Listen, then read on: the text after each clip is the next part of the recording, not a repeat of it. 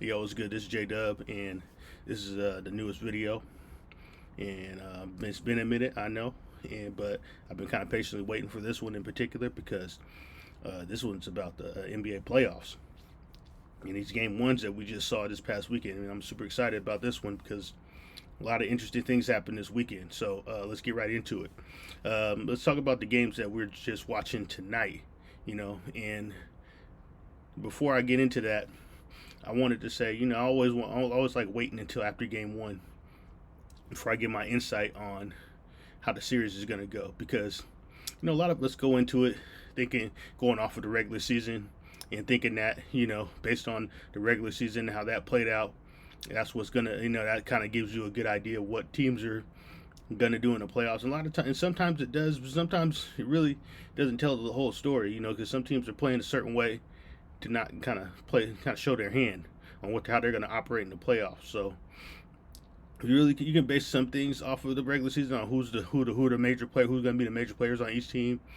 Kind of get an idea of how their rotations are going to go and things like that. But ultimately, you don't know what teams are going to do until it's time to really play basketball and how hard players are going to play until the playoffs actually happen. So I usually wait until after game one, and I get an idea of the intensity level, how the team is playing, and how how they're going at the other team.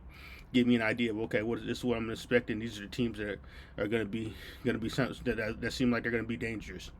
So I'm kind of waiting until, rather than like everybody else and do their pre-predictions last week, I say, I'm gonna wait until after game one the following day, just so I can get a look at all the teams and see what they do, see how they're playing, and then I'll go from there. And then I'll kind of let you guys know how I feel about how these series are going to go, and moving from there. And then we'll do that for the second round, do that for the championship round, and then the NBA, then the finals. So we're just gonna do it like that. It's probably gonna be like just 4 videos, pretty simple. You know how I do it. I try to keep it simple, keep it real easy to dissect and digest. So let's get right into it. So like I said, we're going to do the games that are popping off right now. And the first game is the Brooklyn and the Philadelphia game. So Brooklyn Nets, Philadelphia 76ers. They're going at it right now. And based on what I saw from game one, I think Philly pretty much got this series. Especially if they take care of business tonight. And so they pretty much beat them on a team effort. Pretty much a team effort, pretty handily. Team effort. Embiid didn't have a monster night. They didn't need him to, which is good, because they're going to need him to be a monster in the next round. So if they can get through this series and get a lot of different guys involved, get James Harden involved, and win it that way, rather than solely dependent on Joel Embiid to have 40-point nights and monster nights throughout the whole series, then I think they're going to win it. So I think they're going to win the series pretty handily. I think they're going to win in like 5 games. They could sweep them, but I want to give Brooklyn that respect to possibly win a game at home. But yeah, I mean, it's I think it's going to be a pretty easy series for 76ers. Handle the business, get ready for the next round, and if the way things is looking, and I'm gonna get into that later. The way things are looking, they might have a chance to get to the championship round. It depends on who they play, because one of the teams might be compromised, depending on how they play moving forward, and we'll get to that later.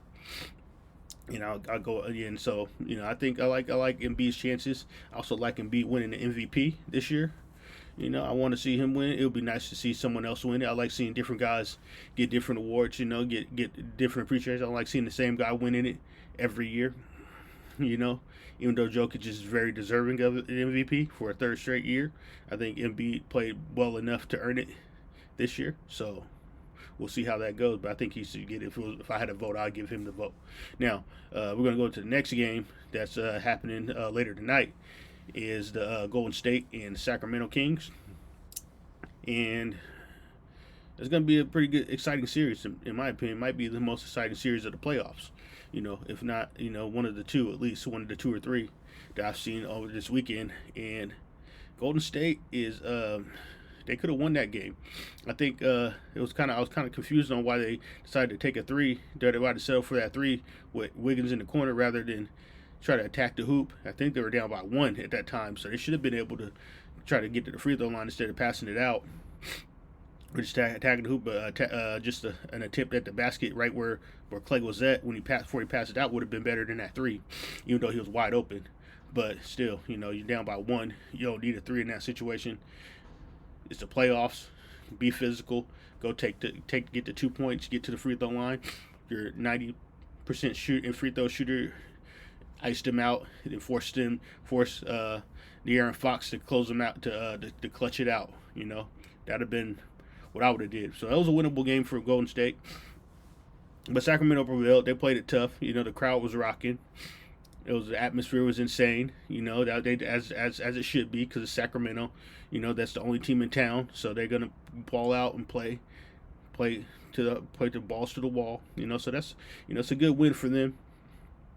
So, but game 2 is gonna be tonight's game is gonna be an interesting game, because Golden State wins it. Then it gets interesting. That's the end of the Golden State's going to probably have control of the series, in my opinion.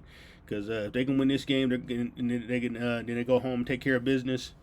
Then it's going to be look like it's going to be a 6-game series at the worst. So but if they lose this game, if they go down 2-0 to Sacramento, then I think it's going to be a 7-game series. So it's going to be interesting to see how Golden State bounce back, and if Sacramento learned from kind of how they played them the first game, and if they can step up defensively, because they got some guys, they got some offensive guys though. Definitely got De'Aaron Fox, they got Keegan Murray, got Harrison Barnes, familiar with the Warriors. They got Sabonis, all around player. They got Malik Monk coming off the bench, stepping up. He steps up. He likes to come out in big games, but he's a little inconsistent. We'll see how he plays in the game 2, because usually he'll have a monster game, and then he'll kind of disappear a little bit in the following game. So it's going to be interesting to see how he responds, because I think they need his scoring punch to have a good chance against the Warriors and Steph Curry and Klay Thompson, and got Andrew Wiggins back, who's going to have a better game. Who's only going to get better as the playoffs go on, because that's his first game back, and he still was the impact on the game. Gotta watch out for that. Draymond, of course, being a factor. They got, because the Warriors, and then Jordan Poole off the bench, another shooter, So they got, this is going to be interesting to see. And then also Gary Payton II, probably going to have more time on De'Aaron Fox. Take some pressure off of Steph, could make Steph can focus more on the offensive end, So it's going to be interesting to see how what the adjustments are, because that's what I like about game 2, because you'll see all the adjustments, especially when it's a tight series like this is going to be. The adjustments are going to be key as far as who's going to be who's going to come out on top. So this game is important, in my opinion. It might be the important game of the series, because Golden State's so good at home. It's going to be tough for Sacramento to beat him at home without a little bit of momentum going into it. So we'll see how that goes tonight. I'm going to be tuned in for that. Yeah, next game is I'm going to go with the Lakers and the Memphis Grizzlies. And that game was on Sunday, and it was a bad game for Memphis. They lost Ja Morant, to that hand injury. I think he hurt his wrist pretty bad, and it's questionable for him to play in the next game. And they're going to need him in the series. But then again, they can win a game without him. In this game, this next coming up game, I think it's tomorrow or Wednesday. I think it's Wednesday. And that's a lot of rest, but they're gonna need to win that game in order to make it a series. If they go down 0-2 against the Lakers, going to LA, I don't see them beating them in 5 games, and it might be a sweep, to be honest with you, if they don't get Ja back by game 3. Because it's going to be tough to beat LA, especially when they got a lot of different guys besides LeBron and AD doing their thing. When you got Hachimura giving you that punch off the bench, you already got Austin Reeves, who's been stepping up and being another factor on the team. Then you got, and then at some point, D'Angelo Russell's going to have himself a night, and then also you got to account for Schroeder. There's a lot of different weapons. You got Vanderbilt's defense. Who's been D'ing up. He's been guarding Ja Morant. What I'm saying? You got a guy like that can pretty much defend 1 through 4. I don't know about 5. I mean, you get a big 5 on him. I don't think he can handle that. But 1 through 4, I think he can confidently defend 1 through 4. So they got the recipe for disaster for the Grizzlies, because they really don't got nobody. And then AD, I don't think they really got anybody that can defend AD. I mean, Jaren Jackson Jr. He just won Defensive Player of the Year, but he's more of a help guy. He comes off the side. He comes off the help and gets blocks and steals and things like that. But I don't, as far as just being a straight up, post defender, a la like a Rasheed Wallace, like somebody that's an anchor in the post, and you can just put him on the block. You can't do nothing to him. You can't move him on the block. Which is something you need against AD, because you got to be physical with him. It's gonna be hard. Saying AD's gonna have himself a night in one of these games, so they gotta be ready for it. They're gonna need Ja Morant. They're missing Steven Adams, because Steven Adams is that rock for him. So they give Jaren Jackson the opportunity to roam and be kind of free, kind of like how Kendrick Perkins and Kevin Garnett were with the Celtics. Like Kendrick Perkins was just that solid, that solid anchor in the paint, when then KD can just roam around and just be just a menace, just doing everything, just being on the help, taking on the power forward, taking on the guards, taking on the pick, being the pick and roll, freaking the pick and roll killer.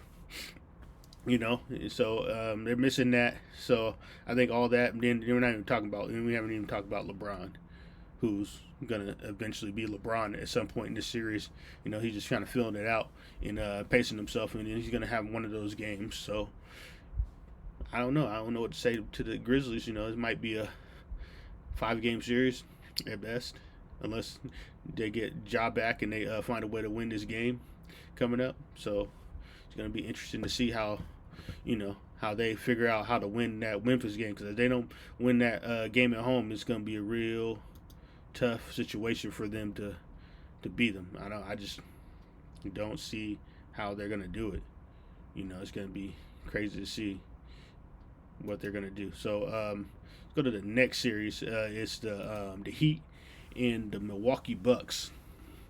And I was trying to tell people that this is going to be a competitive series. I had people telling me that this wasn't going to be competitive. This is going to be a real quick series, a 4 or 5 game series. But I didn't think so. Reason why I think so, because I've seen how these two teams matched up in the past. And the thing about Milwaukee is that if you get real physical with them, you can make them make a lot of mistakes. You can get them out of their element real quick, and that's what happened. What I felt like was going to happen, because in the Heat are familiar with them and familiar with that style of play of how to being physical with Giannis, being physical with just everything, and just being active and being in his hustling. That kind of gives Milwaukee a lot of problems. When you're out hustling them and out playing them, that gives them a lot of issues. And then look what happened. Now Giannis is hurt with a back injury, and so he's unknown for the next game, which I think he's going to play, but he's obviously not going to be himself. So, and the Heat beat the Bucks 130-117. You got to account for Jimmy Butler in the playoffs, because Jimmy Butler is one of the better playoff performers in the NBA. He's kind of like Kawhi, whose jersey I'm wearing right now, and I'm gonna get to the Clippers in a second, because that was another team that I was trying to tell y'all about, but nobody wanted to listen to me. But Kawhi's and Jimmy Butler are like those guys that when it's playoff time, you look at them in the regular season, they're just kind of they'll have their good games, but then they'll have their games where they're not doing as well. You think something's wrong with them or something like that, but once the playoffs come on, they just get consistent. They consistently start balling out, and that's what Jimmy Butler did. He just kind of consistently got to where did what he needed to do, got to where he needed to go, and he just looked like he was doing it on both ends, like he always does. So he's it's going to be an interesting series. From here on out. It's depending on Giannis's health. The Miami's having some health issues as well. Tyler Hero broke a couple of his fingers, so he ain't gonna be out. He's gonna be out for probably the playoffs, to be honest with you. So it's going to be crazy to see how that works out. And, Bam Adebayo, he's got to hoop this whole series. He got to be aggressive on the boards. So sometimes he can play a little bit small, when it comes to the boards, because he kind of reminds me of KG a little bit. He's kind of like a baby KG. in my opinion. But he got to hit those boards. I think that's key for this team. He got to hit the boards. Kevin Love is stepping up for him, so that's going to be key for Miami to get past the Bucks. And there's just a lot of different things. A lot of in the shooting got to be good. Got to be knocking down 3-pointers. Max Strus got to be a shooter. It's been more so now that Hero's out for the season, for the playoffs. I think unless they go to the finals. Everybody's got to step up. They got plenty. They got enough guards. Kyle Lowry's got to step up and be that point guard, be that leader he was in Toronto. They're going to need that. They're going to need all that.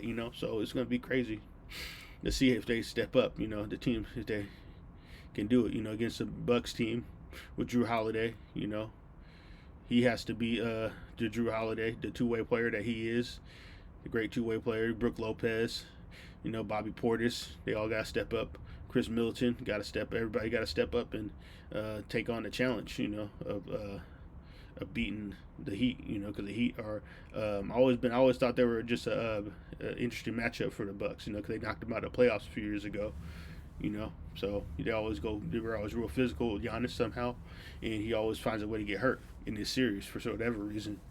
So gonna be interesting to see how it plays out. Because if Giannis is healthy, I think the Bucks are gonna win the series eventually. If they get a healthy Giannis, get your 30 and 15 nights from him, and they feed off of that. So I think it's gonna come down to his health. It's really gonna decide it. Because if he's not healthy, I think the Heat are gonna take it in like 6 games.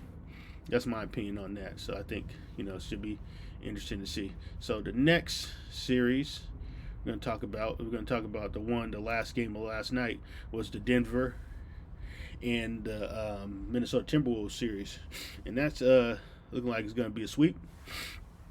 The way things are looking, could be 5 games. Minnesota could win 1, but the way things were looking last night, they were beating them up pretty good last night, and Jokic didn't really have a good night. He actually had a mediocre night. He even fouled out of the game. Jamal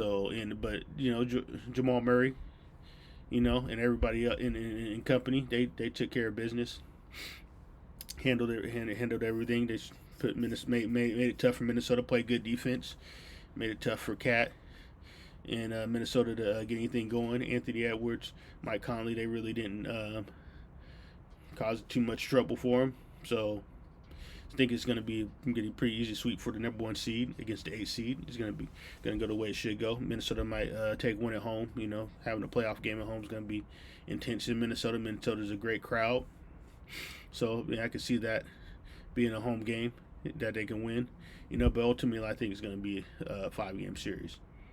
Could be a sweep, but I'm gonna give, like I said, I always give teams that 1 game respect. Unless they get swept, and they get swept. So. But I'd say it's going to end in the 5. Could be a sweep in that series. Real simple. Jokic is going to play better than that. I probably guarantee it. So they just got to look out for that. It's going to be pretty interesting to see. Now, the next series I'm going to go to is the Celtics and the Hawks, which is another series that could be a sweep, 5-game sweep. I think this might be a sweep. Because I think just the Hawks are just overmatched against the Celtics. Bad matchup. Jason Tatum, Jaylen Brown. Just a bad matchup for the Hawks. They got Marcus Smart. They got a guy that can pretty much take Trae Young out of the game. That's their main scorer. Take him out the game. I think Jaylen Brown can give DeJounte enough problems. They're about to, because DeJounte is a tall 2 guard, so is Jaylen Brown. So Jaylen Brown can neutralize that. Nobody on the Hawks can really defend Jason Tatum. Jason Tatum really ain't got nobody he needs to worry about outside of anybody else, because everybody else is already covered. So he's pretty much out there just doing his thing. So that's pretty much going to be a real simple series for the Celtics to win. What I'm saying, either like in the last game, Jaylen Brown had the big night, and probably the next game, Jason Tatum's going to probably take over. So you never know, who's going to be in charge, who's going to be running the show out of the 2 of them, But they even got Devin White. Now they finally decided to start Devin White. So now that's going to be I think that's just a recipe for for domination, pretty much in my sense, because I think he's a capable starter, in my opinion, alongside Jason Tatum, Jaylen Brown, Mark Smart, and Horford. You know what I'm saying? You got Big Robert Williams third. You know, you got Brogdon coming off the bench. I just feel like that's just a solid squad, and they're gonna do their thing. So we'll see how it goes. You know, for the Hawks. You know, because and then I know the starters are pretty solid. I know DeJounte and Trae Young gonna do their thing. You know, Clint Capella is gonna be a solid big. Got DeAndre Hunter, John Collins. You know, the starters are solid. I just think and Sadiq Bey coming off the bench. You got Bogdanovich. You know, they got some guys. You know that are they got a solid team. They got a playoff team, in my opinion. But I think just the matchup is bad for the Hawks in this series. So I think this is going to be another 5-game sweep / 5-game if the Hawks take care of business at home. So it's going to be another one of those series to kind of not get too excited about, but it is what it is. You know, I give team props for making it to the playoffs, but certain matchups aren't good for certain teams. So the next series we're going to run to real quick is the New York Knicks and the Cleveland Cavaliers, and this is also in that top 3 favorite best series in my opinion of the playoffs, with the Golden State and the Kings and the Clippers and the Suns, which I'm going to get to last because I want to talk about that at the end. So we're going to talk about the Knicks and the Cavs, you know, and how fun of a series it's going to be. You know, the Cavs got to win this next game because you don't want to go to New York with that New York crowd down 2-0, because I think that's going to be a big deal, man. They might mess around and get swept. Going to New York down 2-0, you know what I'm saying? But Donovan Mitchell's going to do his thing. That's a given. He just needs help from everybody else. Everybody else is going to have to step up. He shouldn't have to score 38 points every game for them to win. I mean, but your stars do got to perform. Don't get it twisted. But you know, I think the Knicks came ready to play that first game. So you know, it's going to be. I think it's a wake up call for the Cavs. I think they're going to win the next game. I think this is going to be a very even matchup. So it's going to probably go at least 6 or 7 games. Could be. I think it's going to go 7. So yeah, it's going to be pretty interesting. You know, Jalen Brunson. You know, he's going to do his thing. Julius Randle going to do his thing. Imagine if they went ahead and let R.J. Barrett go to the Utah Jazz for that and all those picks for Donovan Mitchell. Imagine they went ahead and just did that trade, where the Knicks would be. I think they would be a championship contender. I think they're gonna get to the second. I think they have a chance to get to the second round because, like I said, it's such an even matchup. Either of these teams could win this series. That's why it's such a good series, because either of these teams can win this series, in my opinion. But if they had Donovan Mitchell on the Knicks with Jalen Brunson, Julius Randle, Obi Toppin, all that, if they had that team, they would be a championship contender. But that's not how it worked out. The Cavs got them. You know, the Cavs are a solid team with them. Got Darius Garland, you know, Evan Mobley. Solid team. I thought Kevin Love should have stayed at Cleveland, but he's doing good. He did good in the Miami game. He had 18 points. You know, that's a vet. You know, that's what I'm saying. They would. I think the Cavs would have benefited from that. I think that this is the type of game they would have liked to have Kevin Love instead of him doing what he did over in Miami. For Miami to get them to win that game, they would have loved to have those 18 points, you know, in this game. But it is what it is. You know, they got the squad that they got. They're still solid. They're still even matchup. So I think it's going to come down to 7 games in this series. You know, so but it's going to be important for Cavs to win because they can get swept, or they're going to at least be down 3-1 if they don't get it together. So we'll see how that goes. You know, the next game 2s, I like game 2s because it tells me a lot more. It tells me how to see. It really gives me an idea of how teams are how teams respond to get kids. Usually, either the home team does their thing, does what they're supposed to do, or the away team comes and kicks them in the mouth. You know, and then it's always a response game, you know, for the other team. So I'm curious to see how the Cavs respond to the Knicks taking that win in game one. So it's going to be pretty cool. So let's go to, I think this is the last game. It is. And it's the Clippers and the Suns. It's a series that people did not think it was going to be this competitive. I knew it was because I knew who was on the. I know what Kawhi is all about. But a lot of people get caught up in load management. Somebody, a player coming off a torn ACL and taking his time coming back and just kind of building his way back rather than rushing back. And getting himself re-injuring himself. So he's taking his time off, not playing back-to-backs. But, because of his reputation, people want to kind of make it seem like it's an issue for him doing the same thing that every other player has done, that when they come off that injury, or even worse, or take extra year off. In Jamal Murray's case, he took like 2 years off. Klay Thompson took multiple years off of having knee issues. And he also tore his Achilles, so that probably had something to do because he was overcompensating his thing. So Kawhi made sure he wasn't going to do that. So because he knew how important he was to his team success, So he took his time getting back, But he took a lot of backlash, a lot of slander. I didn't appreciate that. Kawhi's one of my favorite players, along with KD. So this is a good series for me personally because both of my favorite players are going at each other, and I love that. But I didn't appreciate. I personally didn't like that. Because I think that was just a assassination to the man's character and his basketball. What he brings to the table in the basketball, and we all got to see that when it's playoff time with Kawhi, that he's gonna step up and be that guy in the story. You know what I'm saying? And he pretty much, and he can be the best player on the court against anybody in the NBA right now. I think he's proven that from his 10-year career. Whenever he's on the court with any other superstar, he can outplay them. At any point, he can be the best player on the court. There ain't a lot of guys in the NBA that can say that. To be in my opinion, there's guys that can do their thing, but they can't be they can't show that they're the best player in the series, like Kawhi. And I think either Kawhi, Steph. I think you can throw Luka in that equation. LeBron, KD.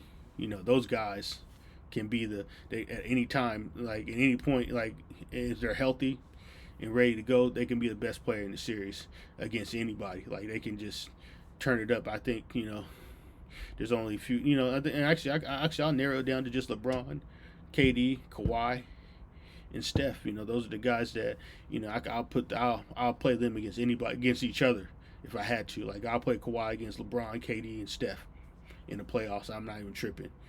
Vice versa. If I had to pick LeBron, I'd feel confident with LeBron against Kawhi, KD, and Steph. And then Steph, same way. I can be confident with Kawhi. Those are the guys that I would be. If I had to pick between those fours, I'd be good because I feel like they can win the series for me if they have it going in that series. Everybody else, not so much. And funny thing about it is those are all the champions. I'd say even Giannis too. Actually, I'll throw Giannis in there too because Giannis proved himself to me a couple years ago. He's that guy when he's healthy. So hopefully he's healthy. But anyway, let's get to the Suns and the Clippers in depth. And it was a crazy game. It's gonna be a good series. Since Clippers stole the game at home against the Suns. Took a road game from them, which is what they needed to do in order to make this a competitive series. Because I feel like if they had lost this game, it would have been a long uphill battle. It could have ended in 5 games. So now, we'll see how the game 2 goes. Because you got KD at the other side of the court. You got D Book, you got CP3, you got DeAndre Ayton, but they don't have a bench, and that's going to be the weakness of this team. They got a couple guys. They got a Kogi. They got to play a Kogi more. They got to play Terrence Ross a little bit more. They got guys that can get out there, but and they got to get campaign back to get Chris Paul off some breathers and not let Landry Shamet take all the guard minutes. Even though Landry Shamet is not a bad player, but I mean you would rather have a point guard taking those minutes. Keeping the offense, on point. With a point guard with a point guard handling the ball. So you gotta, the Suns gotta step it up and take control of the game because if they go down 0-2 against the Clippers, gonna be tough. It's gonna be tough to beat the Clippers, and because Kawhi gonna smell blood. Russ is gonna smell blood, And it's crazy because Russ had a. Everybody's talking about Russ having a 3 for 19 game, and yeah, he did everything, man. He did everything else right, man. That's how it is, man. In basketball, especially in the playoffs, it's all about who wanted more. This is the Clippers wanted to win more type of game. Russ wanted to win more type of a game. So it was a good game for Russ, to show that his value to a team outside of scoring. You want to be one of those guys. You always want to have a guy that can impact the game without scoring on your team, especially going into playoffs, because those are the type of plays that are going to win. Those are winning plays. Those are type of like the offensive rebounding, the blocks, the steals, the hustle plays, the extra possessions. Those are the type of plays that are gonna win playoff games, especially in a tight game. So I mean, I think he just needs to he needs to cut down his shots and attack the hoop more. He definitely keep attacking the hoop, but also don't take too many threes. And take your timely threes. Don't try to take fadeaway mid-range shots. I mean, take a face-up mid-range shot, which he's good at, but you start taking those fadeaway ones, I get kind of concerned on how he's playing. I think, like I said, and it goes back to Kawhi. Even though his Russell Westbrook's 3 for 19 game overshadowed his Kawhi 38-point masterpiece on both ends. He's just doing what he's doing. He normally does in the playoffs. People, they want to say what they want to say about him, and then they want to act like, oh, he's just doing what he's supposed to. Yeah, he is doing what he's supposed to. So you shouldn't be talking about or discrediting his greatness. Because he's a great player when it comes to playoff time and in general against anybody on the court. So I think that's should be. I think as fans, we got to keep it 100 with ourselves and admit that he's that guy when it comes to playoff basketball. But we'll see if him being that guy and Russ, being that guy, and then the Clippers' depth is enough for them to beat the Suns. Because like I said, all it takes is just Book, KD, and CP3 to get it going. CP3 had a bad game. I think CP3 had the worst game out of everybody. He was like 2 for 8.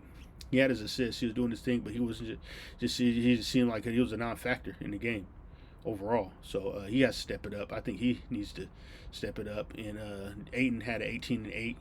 He needs to step it up. I think he wasn't big. He had Zubac and Mason Plumlee. And Russ just crashing the boards and dominating. And that's where the Clippers are going to win. They're going to win those second chance shots, the hustle points. That's where the Clippers need to take advantage of. That's how they're going to win this series.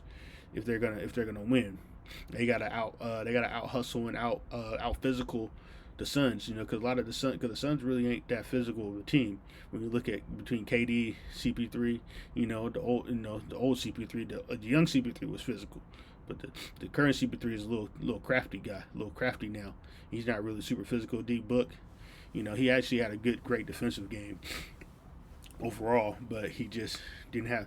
He turned the ball over a lot, and so that kind of washed some of his great defense and some in his 26 points. But he's not known as he's not going to be defense. He's not going to be a physical player throughout the series. So he had his one good game, this one, but I think as we go along, he's gonna affect. He's not going to be that guy every game. He's going to get his points though. So Clippers got to be ready for that. Ready for a Book KD explosion. And go from there, But I got, I'm going to stick with my gut and say the Clippers are going to beat them in 6, But Suns can win this game and take one on the road, take 1 or 2 games on the road, then it might be a different series. It's going to be even matchup. I think it's going to be more even than a lot of people think. It's going to either be Clippers in 6, Suns in 7. That's my prediction for this series, and yeah. So, but that should be everybody. That should be all the teams. I'm gonna double check and make sure I didn't miss anybody. I'm pretty sure I did not. No, I didn't. I'm pretty confident I did. I touched on everything. Yeah, I think that's every team, and yeah, I think It's going to be a good playoffs. The way that things turned out. I mean, obviously the first round is going to be what it is. You're gonna have your great series. You're gonna kind of have your quick series. To weed out all the teams that you know that are happy to be here. And then the second round is going to be something else. I think the second round of this playoffs is going to be amazing.